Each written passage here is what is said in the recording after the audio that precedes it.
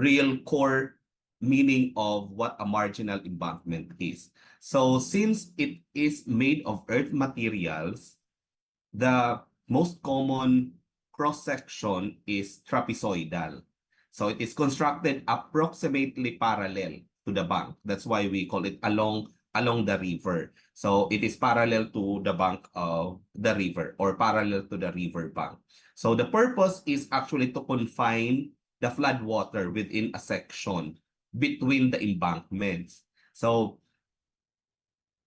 expectation that sometimes the water on the river may overflow due to some events like typhoon or heavy rainfall events, or there are more discharge coming from the upstream of the river. So most likely going to the downstream, some areas will be flooded or it will overflow and it will exceed to that of the level of the river bank. The water will exceed to that of the level of the banks. So what we need is to construct marginal embankments on either both sides of the river bank. The main purpose, as per definition, is to confine the flood water of the river, that it will not overflow, and it to protect the nearby community if there are people living nearby the riverbank, or if there are barangays or some residential areas or other structures doon sa malapit sa riverbank. Okay, the floods may be prevented from submerging the country, or we call it the area wherein there are people residing, by constructing these earth embankments. So there are generally constructed up to a height of 12 meters. Typically, 12 meters is high already. No, kasi knowing that it is made of earth material, so the height should be limited. And of course, the slope should also be limited and studied in terms of its slope stability. Kasi medyo critical dahil nga made of earth material. So it could be made from fine, or of course most of the time it is a mixture of fine and coarse aggregates, no, or mga boulders, gravelly parts na may lalagyan ng mga fine particles, no. They are designed and constructed in the same way as earth dam. So if in irrigation engineering we have earth dams to construct in order to come up with a reservoir. So kung paano yung ginagawa na earth dam, ganun din si marginal embankment, because both of them are made of earth materials. So si embankments are actually para din siyang dams, no, in nature. Kaya lang ang kanyang purpose is not to contain water as a reservoir, but to confine the water of the river to avoid flooding or overflowing from both sides of the river banks. The embankments are generally constructed parallel to the river channel. So yun yung mga marginal embankment. So for example, in the figure, those are levees. No? So may mga nilagay na levee. So the marginal embankments can be constructed as close to the bank, or sometimes there are restrictions, no, on the distance from the river bank. So close as possible, no, to restrict the flood water from submerging the area behind them. So kaya nagtayo siya ng levee. So levee and dikes are synonymous, although I'll explain later some of its small differences kung ano yung levee tsaka ano yung dike. And those are actually types of marginal embankment. So if you can see this is the river, then if you are going to look into the history, ano ba yung highest flood level? That's why there is an HFL there. So umabot ba hanggang saan yung tubig once there is a typhoon event or a heavy rainfall event, so that you can identify the height of your levee or dikes to design. So pwedeng gawin both sides, no? Pwede naman isang side lang if you are just protecting the other side because there is a community, and on the other sides wala ka naman masyadong i-protect. But most of the time it is required to construct marginal embankments on both sides. They are designed to hold up the water hanggang sa maximum level that is anticipated, which is the highest flood level or the HFL.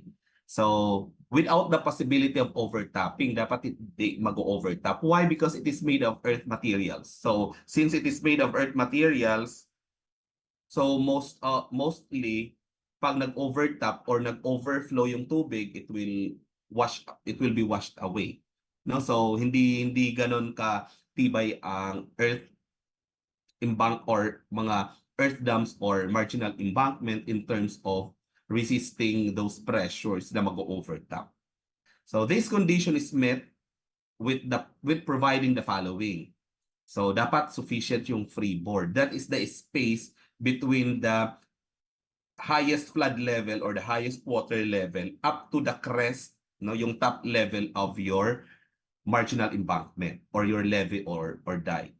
Tapos dapat sufficient yung width ng ng marginal embankment mo, which is the bed width. Then of course the top width, yung crest. And there should be also stone protection. So may mga gagawing measures to protect the slope, both sides. So on the water side tsaka doon sa land side. So dapat yung slope should be checked in terms of slope stability. The embankment may be constructed on either one lang or both of the river banks. No? So in the picture, you can see one side of the river, you have there your marginal embankment. So it is made with that of the earth material. A margin of about 2 meters is most likely suggested, no? Between the two of your embankment and the edge of the river bank. So most likely ganun yung yung mga considerations, no? If there are still space, no, yung 2 meters or sometimes yan nilalagyan ng boulders. Yan yung space at the two to separate doon sa river bank mo, yung edge ng river bank mo tapos yung two of your embankment. So it is not a hard rule that you are going to provide a 2 meter, but most probably it is the most suggested lalo na kung malaki naman yung space doon sa side na tatayuan mo ng marginal embankment. So the height of the embankment depends on the high flood level. So kailangan ma-measure mo yun by history. So you have to conduct investigation ng mga past events, kailan yung pinakamataas na flooding na nangyari doon sa area na yun. Then based on that, doon ka na magbabase sa height, no? When you do the design, kasi as an engineer in charge to that of the river training, so for example, your boss is asking you to design an embankment doon sa isang river, so yung height is number one na you have to identify, and it should be based on the high flood or the highest flood level or the highest water level in some of the literature. So it's sometimes we call it the HWL or the HFL. If it is in a river, yung flooding ang kailangan natin malaman hanggang saan yung pinakamataas, no? If there are marks, sometimes there are marks sa mga trees, no? Sa mga, if there are nearby houses, minsan namamark yun ng mga tao, lalo na yung sa mga medyo may mga edad na mga senior citizens that they know already the history of the area in terms of flooding. The top width varies from 2 to 3 meters. So it depends. Pagdating naman dito, nakadepende na siya sa budget. No, kasi of course having a higher value of the crest, yung top width, no, kasi trapezoidal siya. So yung nasa taas, so doon na lang maglalaro in terms of slope stability and at the same time yung budget. The side slope of the embankment varies from 1:2 or 1:3. No? Ito kasi kinuha ko siya from a British book. So pag Middle East and British, they have the slope as horizontal vertical. No, unlike in the Philippines, in the American, kasi American ang setup na sinusundan natin, so they have it as the rise over run. So wag lang malilito. So it is from 1:2 to 1:3. So of course, depende sa yung slope kasi it depends on the characteristic of the soil. So yung type ng soil, kasi there are soil na gagamitin mo as earth material doon sa embankment mo na very loose. So pag very loose, dapat hindi masyado matirik or steep yung ano mo, yung slope. So medyo flatter. No? So yun yung gagawin. Pero pag medyo cohesive, no, yung malakas ang cohesion ng material mo, so minimix kasi siya with clay. So medyo okay siya when it comes to slope or yung mga boulders, no, mga coarse. So depende rin sa compaction, kaya you have also to compact the layers of the embankment when you install or when you construct the marginal embankment. Ito naman, there are cases that marginal embankments includes timber piles. No, may mga pilote na made of timber. Kasi syempre mahal ang piles if those are concrete or mga metal piles. So mga timbers na driven about 1 meter away from the tooth of the embankment. So you can have it in an interval of 1 meter center to center. So yung buong stretch ng river, no, from the two of your embankment papunta dun sa river bank, 1 meter ang distance, tapos yung interval 1 meter, pwede yon. That is one of could be part of the suggested design of your timber piles. No? The piles are kept projected about 50 centimeter. So on top of yung sa mo, so pwede naka-project yung timber piles, pwede nakikita siya on top. It could be part na para medyo maganda rin tingnan, no? When you view the marginal embankment on the riverbank side, medyo nakikita yung 50 centimeter of the timber piles. So it is 50 centimeter projected above the ground level. The space between the pile line and the two of the embankment is properly packed with boulders. So yung, di ba, 1 meter yung space na yon, so pwede ka mag-layer dyan ng mga boulders. So pwede mo siyang takpan ng mga boulders to, of course, protect also the two.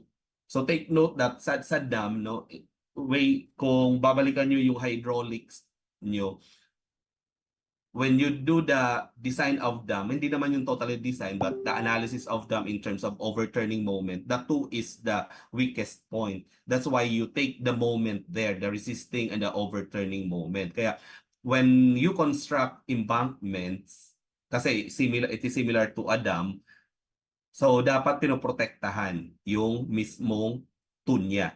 Kaya sa tupa lang, at the same time to protect the slope, you actually lay boulders doon sa part na yon. So, yung space between the timber and yung two na 1 meter, so pwede siya nakalatagan ng mga boulders.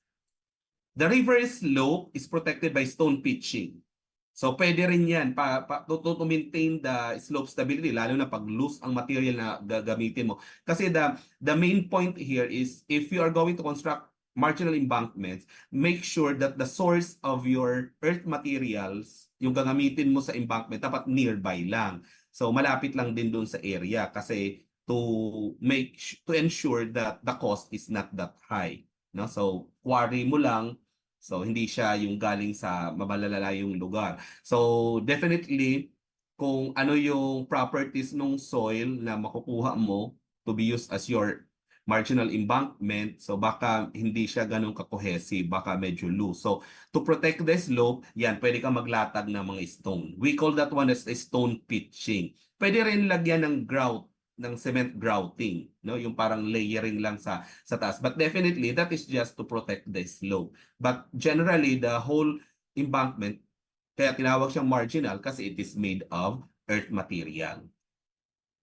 So in the countryside, pag sinabi natin countryside, it is on the land side, no? Pwede naman din ang gamitin naman turfing, no? The countryside slope should be such that the cover of 50 centimeter on the hydraulic gradient line may be available, just also to protect. When we say turfing, ayan, pwede mo latagan ng mga grasses. Now, actually grasses, based on some of the research findings, it holds, no, the soil to become more cohesive at ma-maintain niya yung slope stability, no, to avoid erosion. No, kasi yung mga roots niya. So we call that one as turfing. So on the other side, on sa may water side, you can have it as stone pitching. Tapos dito naman sa land side or the countryside, you can use turfing.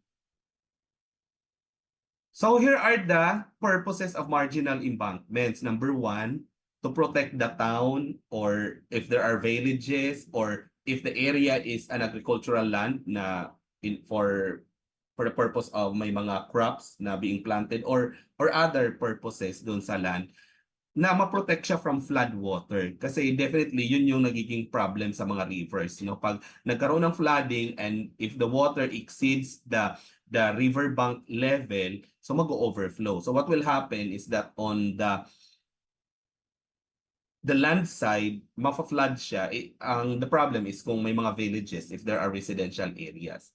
Now then, other one is it can provide roadway on top kasi you have the crest, no? Mga 2 meters to 3 meters. So pwede siyang gawing roadway na on top. But of course, it has a different approach na kasi you will be having in your design, magkakaroon siya ng surcharge load, which is the load of the vehicles passing through the crest of your embankment. So parang mangyayari, aayusin mo na lang siya, magiging daan na siya along the river. No, so another purpose din 'yon. In case of barrage, no, these barrage are small dams. The marginal embankment retains the storage water within a specified section. If the purpose of the marginal embankment will add up to help storing water, no, para ma-store yung water, para ma-contain yung tubig, so it becomes now a barrage kasi yun yung purpose ng dam. When you construct dams or small dams like barrage, ang ginagawa nun, binablock yung tubig para maipon. So that could also be part of its purpose. No, pero ano yan, mga secondary purpose na lang in terms of the construction of marginal embankment, because the main purpose talaga ng marginal embankment is to protect the land area sa flooding. So here are some of in this figure, kung titingnan mo, if you construct marginal embankments very near sa river edge or sa river bank, so it needs to be high to actually contain that water na very high ang yung high flood level. No, mataas ang design flood level mo dyan. So if you can see in these two high marginal embankments, yan yung volume ng tubig. Pwede mo rin naman siya ilayo. Habang lumalayo yung marginal embankments mo, lumiliit yung height niya. Kasi lumalawak naman yung tubig din na makukontain niya. No? So if you can see, that volume could be equal to that volume of water doon sa medyo mataas na marginal embankment. So nasa designer yon kung paano ang approach mo in terms of the HFL or the highest flood level or the highest water level na sa i-design mo. Now originally, yung river mo, nandyan siya sa low and medium discharges. No, if you have that main channel, so yan yung normal. Kaya lang the problem is, yun nga, during typhoon or heavy rainfall event, tataas ang tubig because of the discharge coming from the upstream or sa taas na part ng river mo, no, sa mga bundok. So it will be flushed out dyan sa area, so magpa-flood ang buong side, so left and right. So kaya there is a need to construct marginal embankments, no, para ma-protect. So here are some of the cross sections of embankments. Now, if you can see, you have there different suggestions. So, for example, for height below 2.5 meters, in letter A figure, may sinasuggest na pwede naman daw gamitin yung 2.5 to 3.5 na crest on top. Then, pwede rin gamitin ang slopes flatter. Mas flatter siya, 1:5. Then, after the high flood level, you can use a freeboard na 1 meter. No, so nakadepende kasi siya, yung mga dimensions na yan, wala naman hard rule in terms of that, but then it is directly connected to that of the budgetary requirement. So puro sa budget ang pinag-uusapan dito. For letter B, for height up to 3.25 meters, kailangan mo nang maglagay ng berm dito sa land side, itong 3 meters, no? So from crest na 2.5, nag-slope siya ng 1:3, tapos medyo gawa ka dyan ng 3 meter na berm bago ka uli mag-slope ng 1:4. Those are just suggestions.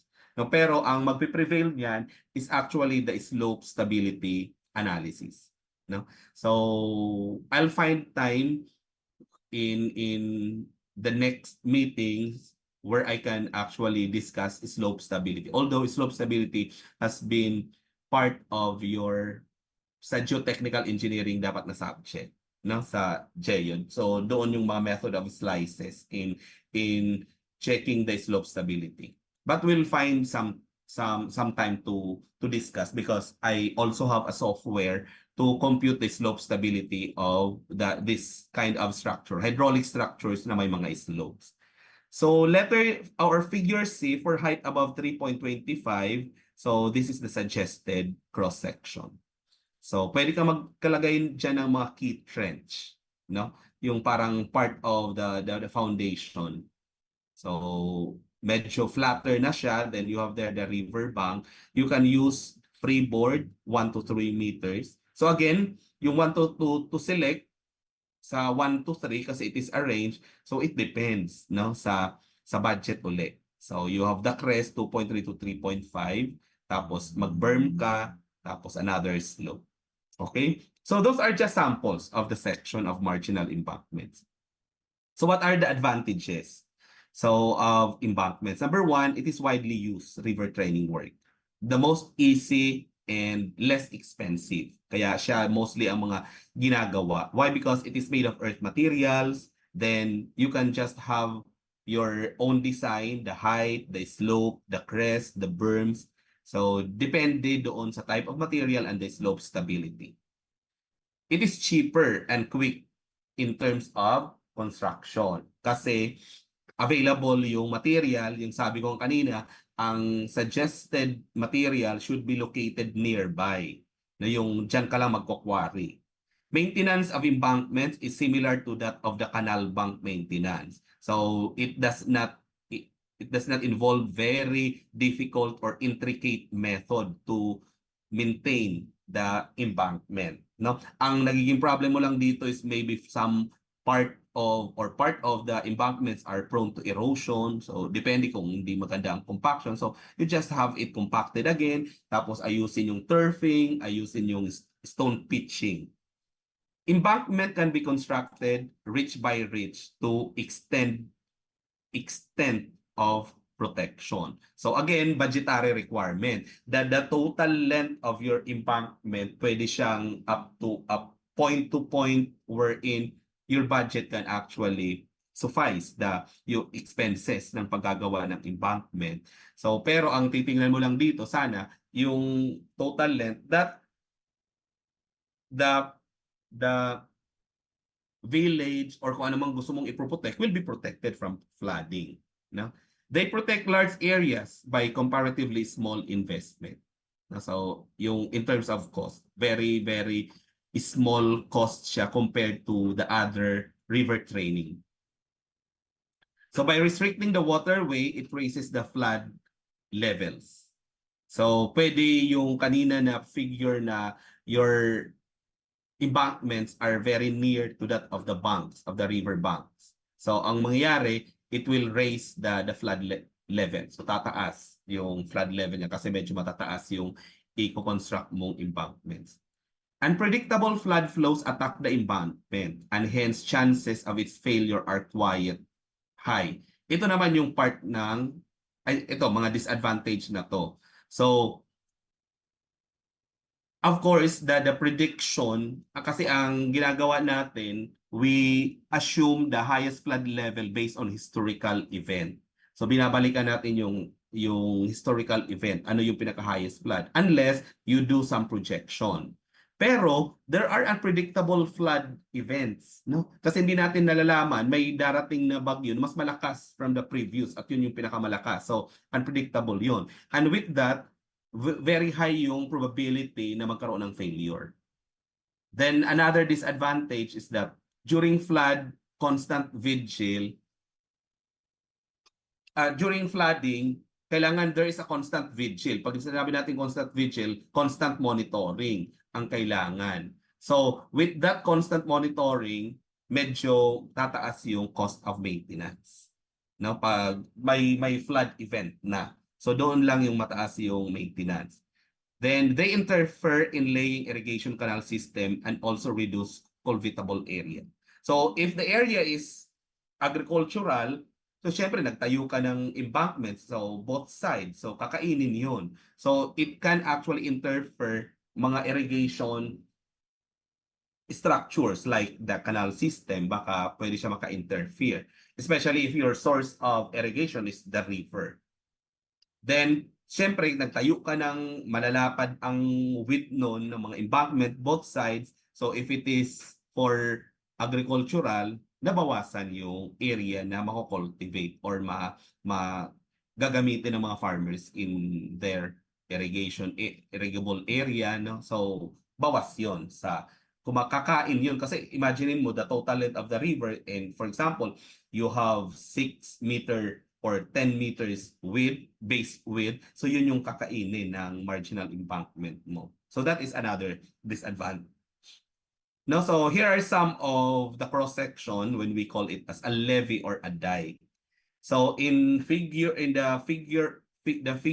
on top, so you have there the homogeneous embankment or homogeneous levee or dike. So pag sinabi natin homogeneous, it is made of one material only.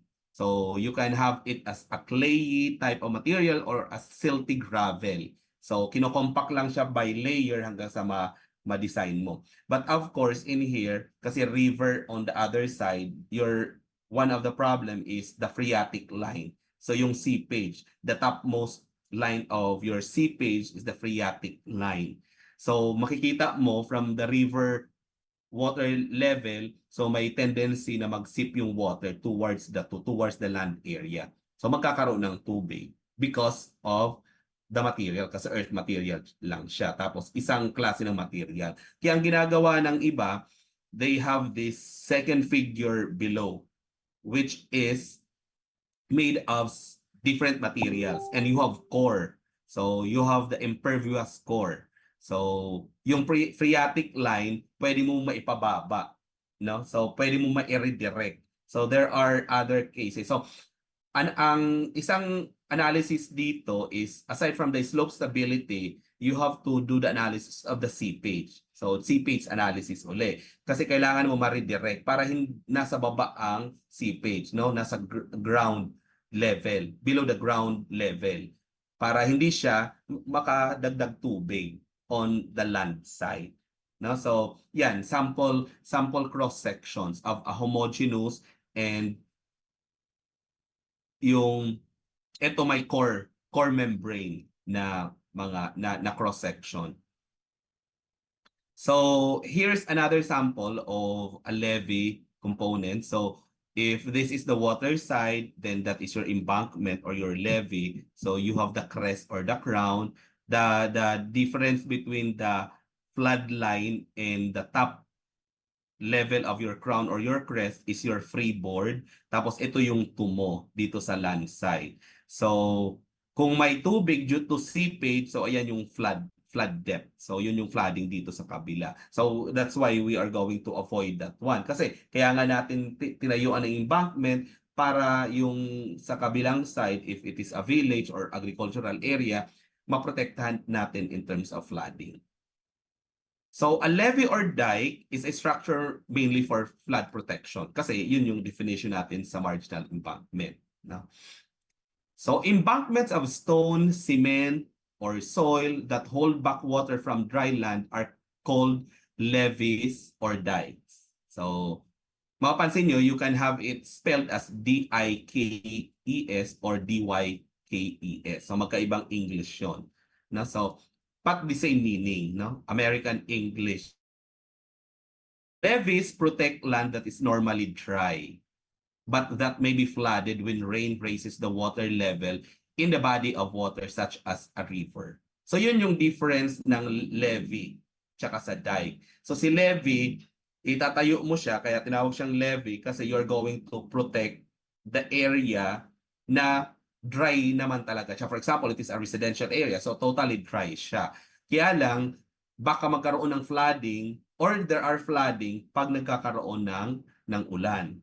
So yung river, tumataas ang tubig, so lalagyan mo siya. And that is called levee. Si dike naman is to protect the land that would naturally be underwater most of the time.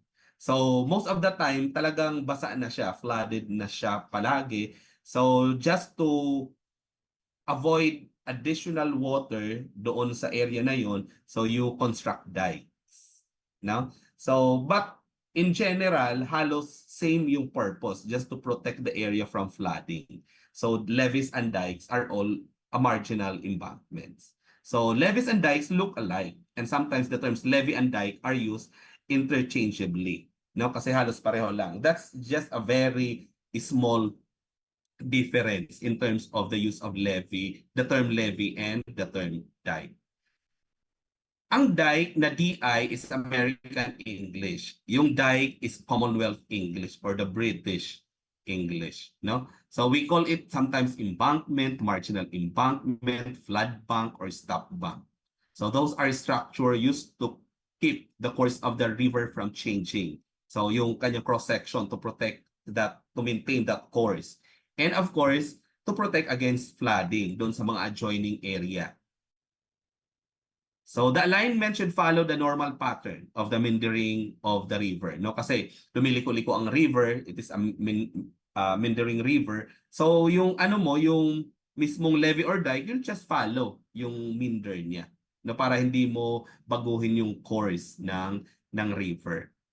They are constructed of earth materials and maybe provided both sides. So ayan, sample ng levee or dike. So if this is your water area, so pinoprotektahan niya yung sa kabila. If you can see on top, it is the crest, so may sasakyan doon. So pwedeng gamitin siya as a roadway na. So the design of dikes or levees is similar to dams, which are embankment dams. Pag sinabi natin embankment dams, those are earth dams. So like embankment dams, they are likely to fail. So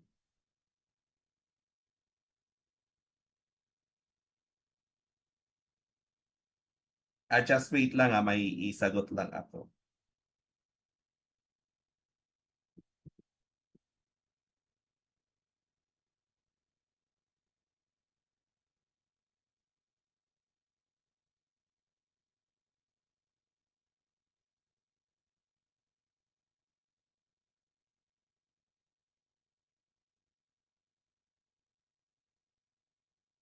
So ayun. So since it is an embankment dam, no, similar sa embankment dam, so kapareho din siya ng embankment dam. So it can fail. So ano yung failure ng embankment dams? Ito yung overtopping. So pag nagkamali ka ng design ng height, the water will overtop the crest, no, yung lalampas yung tubig. And iniiwasan 'yon kasi earth materials. To madaling mawash. At pag nag-overtop 'yon, ibig sabihin lumampas na yung tubig doon sa height ng embankment mo or levees or dike. Then piping, seepage, and other hydraulic failures, no? So I'll discuss later the specific of the failures. So they are designed to hold water up to the maximum anticipated, yung highest flood level, take note that without the possibility of overtopping. Kaya kailangan yung design mo na high flood level based on history, you can still add more. No, pwede mo siyang taasan. Pero yung pagtaas, of course, walang limit 'yon. So pwede kang magdagdag. But then babalik ka doon sa budgetary requirement in terms, because 'di ba pag nagde-design tayo yung mga engineering structures, we always consider the economic side of the project.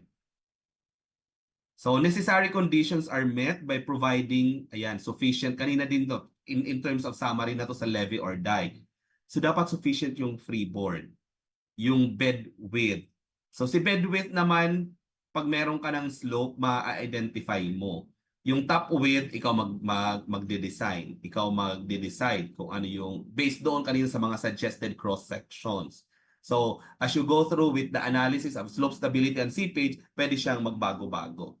So depende, dapat ma-satisfy mo yung slope stability tsaka sea seepage. And stone protection on slopes. So, dapat may mga protection like the stone pitching kanina tsaka yung turfing. Those are just examples but not limited to that. Marami pang mga slope protection na mga measures. So as the height increases, it becomes necessary to provide key trenches kasi sa problem on sliding, problem on foundation failure, or you can have it zoned section. Yung may mga embankment zone, may mga layer, iba-iba yung mga material. Kasi ang purpose mo naman dito to redirect the seepage. No, kanina yung phreatic line. Then ayan, actually yung freeboard pwedeng 0.3 meters, pwedeng 1.5 above the high flood line. Pwedeng mas, to be safer, pwede pang mas mataas. Pero take note, pag tinataasan mo yung freeboard, additional material yon kasi it will add up to the volume of your material. So this is a levee, a top view of yan, yung levee na yan in Sacramento. No? That is Sacramento River. So a dike is a barrier that is used to protect land from water, no, sa flooding. So yan, sample ng dike or levee. So this is a levee in Mississippi River. So during the flooding in Louisiana in March 2005. So here are some pictures of dikes and levees. Ayan. So yan, another picture. So the artificial levees can be found mainly along the sea. Pwede rin, no, along the sea. No, lalo na pag yung sa may mga residential areas doon sa malapit sa shore, then ang problem is mabilis magtaas ng level ang dagat. So it is not only intended for rivers. So may mga dikes tayong ginagawa. So para doon naman sa sea. So along the rivers for protection against high floods and along lakes. Dike is a type of sheet intrusion that intervene massive rock formations and planar wall rock structures. May mga ibang methods in constructing the dike, no? Pwedeng yan, may mga pwedeng lagyan ng mga parang sheet intrusion. Then levees and dikes explains the fact that the natural dikes can be classified either sedimentary or igneous in origin. No, yung mga gagamiting materials. Here is a cross section that shows the different components. Hindi naman lahat pag gumagawa ka ng levee it should have all the different components, but some of which pwedeng available kasi no need naman ng berm if the height is not that high. No, so for example, your number 2 here, you always have the low water channel, then yan yung normal kasi ito yung river na part, ito sa may tubig. But then during flooding, it could reach up to this number 1, no, yung high water level. Then you have the riverside slope, tapos itong number 5, which is actually the berm or known as the riverside banquet. So dito sa side na to, you have the levee crown or the crest. Pag dams, embankment dams, we call that one as crest. Then you have the landslide slope. Then the number 8, yung berm mo on the land side. You have another berm doon sa number 9. So double berm siya. So and so on, no? So yung etong number 12, yung total width is the base width is actually your levee width. Now then on the side sa 13, it is the lowland that is being protected. Sa 14, itong line na to from the 2 of your levee is now your river zone. Now from that point papunta dun sa river are already considered as the river zone.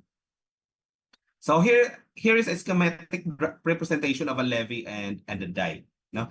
So for example, you have there your water, tapos kasi yan yung river, you have land and land. So you construct here a levee. Pwede siya natural levee, yung mga nag-exist na parang mataas dyan na part, na hindi mo na kailangan mag-construct.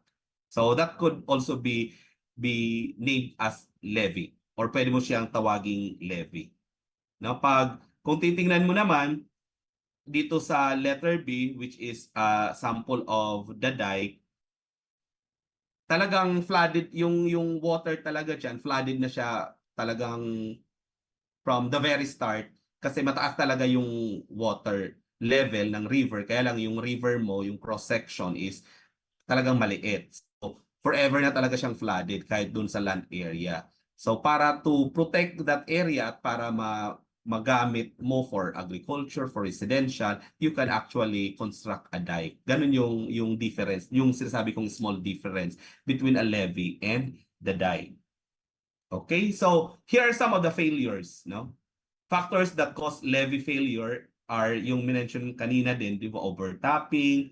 Ang problema dyan, baka magkaroon ng erosion. Tapos structural failure, which is doon sa design mo mismo ng structure, and it could be a foundation failure. Tapos yung levee saturation, kasi pag nandiyan na yung tubig mataas, so fully saturated, so it could actually lead to erosion dahil nag-penetrate ng tubig sa buong structure mo. So naging loose na siya. Lalo na pag, of course, lahat kasi earth materials yan. So yan, pwede yan mangyari yung nasa picture na may part na makat na siya kasi naging loose na or very weak na yung part na yan. So this picture is actually in 2019 flooding damage sa Missouri River. So the most frequent and the most dangerous failure of a levee is what we call the levee breach. So yun yung term. A part of the levee actually breaks and eroded away. So yun yung previous picture, yung part na yan na-erode. So that is a levee breach. So leaving a large opening. So kung titingnan mo yan, nagkaroon ng opening na, so magkakalat na yung tubig and it will flood the whole area, yung land area na pinoprotect mo. A breach can be a sudden, pwedeng biglaan, or pwede rin gradual, dahan-dahang failure.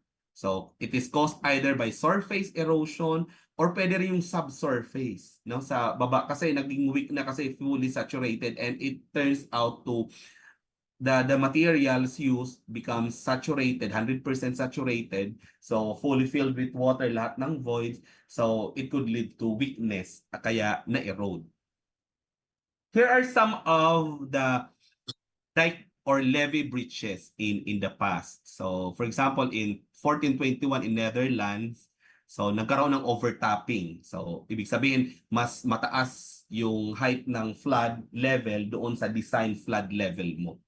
So in 1570 sa Dutch coast, overtopping din, and there are 20,000 died, no, in that area.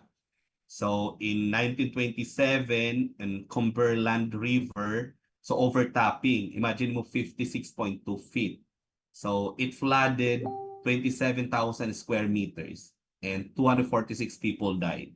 $400 million ang na-damage. During ito yung medyo siguro alam niyo yun, 2005 yung Hurricane Katrina sa New Orleans. So nag-overtopping. So mostly pag ganun, ang overtopping is nag-exceed doon sa design flood level mo. Kaya tumaas. So in the New Orleans, the height of the levee is 14 feet. Pero yung surge height, yung sa flood na dumating, it turns out to be 24 feet. So nag 10 meters higher than your levee. So talagang mawawash out ang structure mo. So here are some of the failures ng embankment dams which are actually similar to that of the levees and dikes. No? So hydraulic failure, seepage failure, and structural failure. So ano yung hydraulic failures? Actually, ang hydraulic failures is yung overtopping. Ayan. So yan yung levee mo, tapos tumaas, if that is your embankment, no? Tumaas ang tubig or na-erode na siya, very weak yung material, so nag-overtop yung tubig. Another hydraulic failure is erosion of the upstream phase. So itong upstream phase, ito yung sa may river. Sa dam kasi you have the upstream and the downstream. Pero pag sa dikes and levees, you have sa water. So ito, since there is water, pwedeng magkaroon ng erosion. Kaya kailangan may slope protection, yung stone pitching, no, to control erosion in this upstream or in this riverside phase. So another hydraulic failures is cracking due to frost action, no, sa mga nag-i-snow na mga area, no. So in this side sa mga sloping area pwede magkaroon ng frost action.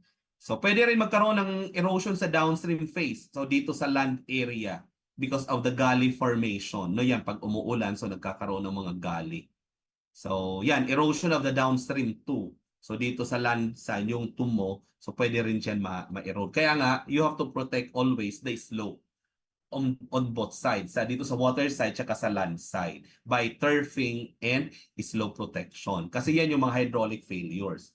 Sa seepage failure naman, dalawa yan. So, since you have water on top, di ba? Diyan, ito ang level ng ano mo, ito yung embankment mo, pwede magkaroon ng seepage diyan. So that is yung phreatic line kanina.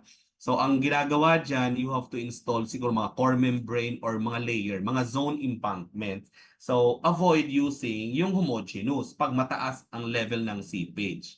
No, para ma-redirect. Kasi pag nagkaganyan, if the water will continue seeping, no, throughout the body of the dam, ito kasi body of dam yan or body of your levee or dike, magkakaroon siya ng parang butas and it turns out para na siyang pipe. Kaya tinawag siyang piping. There is another seepage that is actually through the foundation, pababa naman. Kasi yung seepage naman, it has all lines. Pag mataas masyado ang pressure, it creates a line, parang bubutasin niya.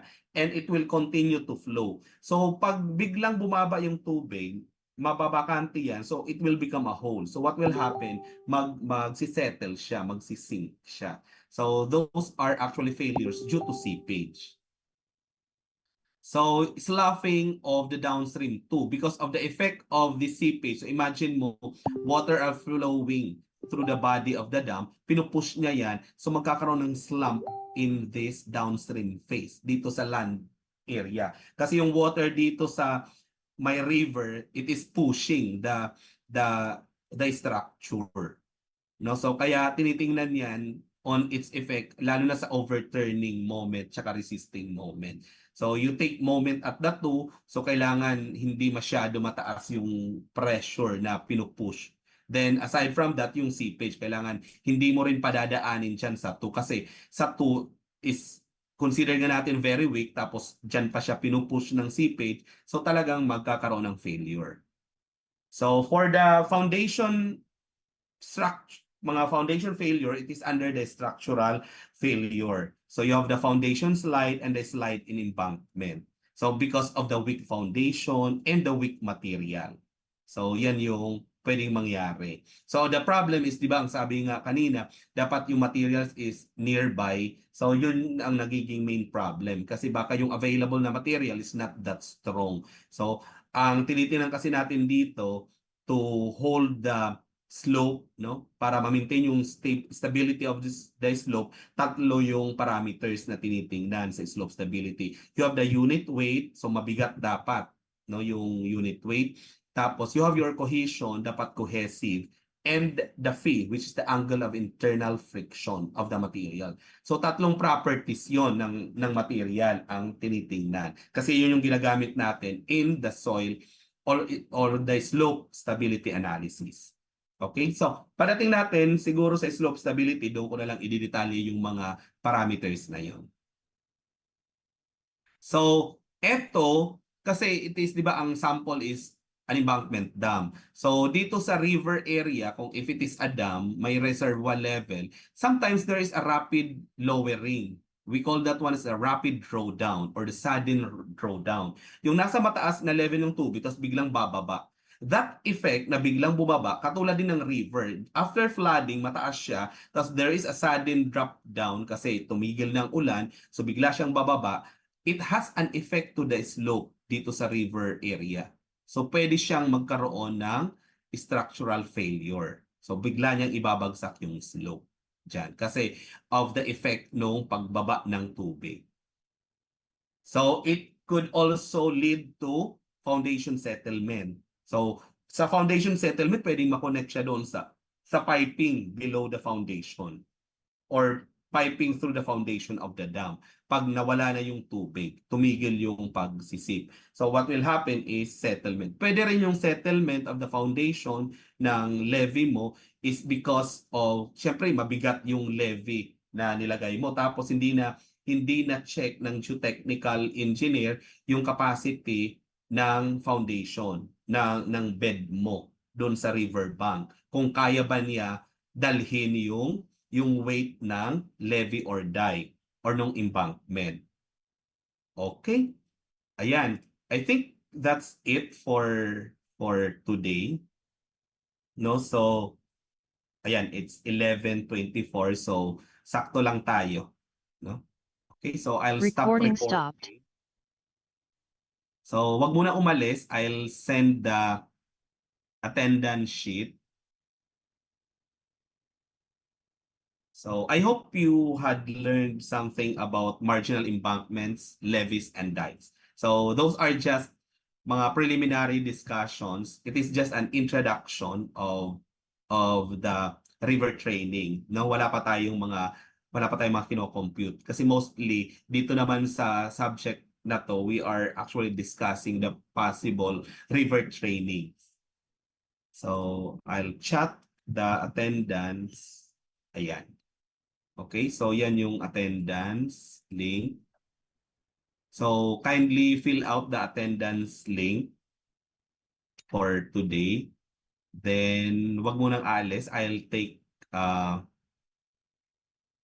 picture of a screenshot of the attendees. No, so wait lang muna.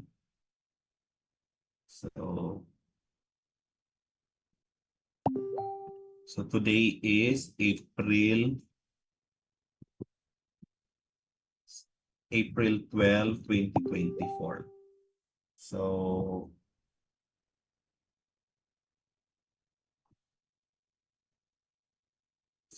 wait lang ha,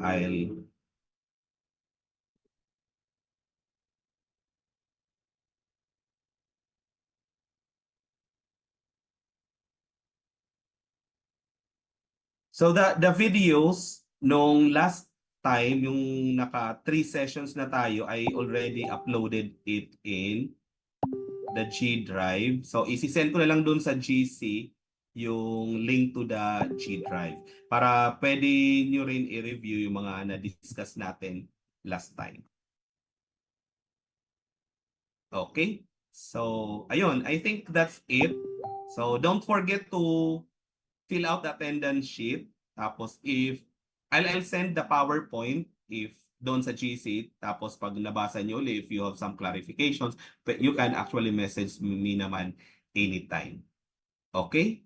So again, good morning and thank you for attending. So wala muna tayong activity for this week. Saka na tayo magkakaroon ng mga activity if there are some computations that will be discussed or if there are special topics na for me ay pwede kong gawing activity na para sa subject na to. Okay, so ayan, thank you and so sa GC ko na ibibigay na lang yung link for the videos na sinave ko doon sa drive natin. Okay, so thank you for attending. So I'll end up the session.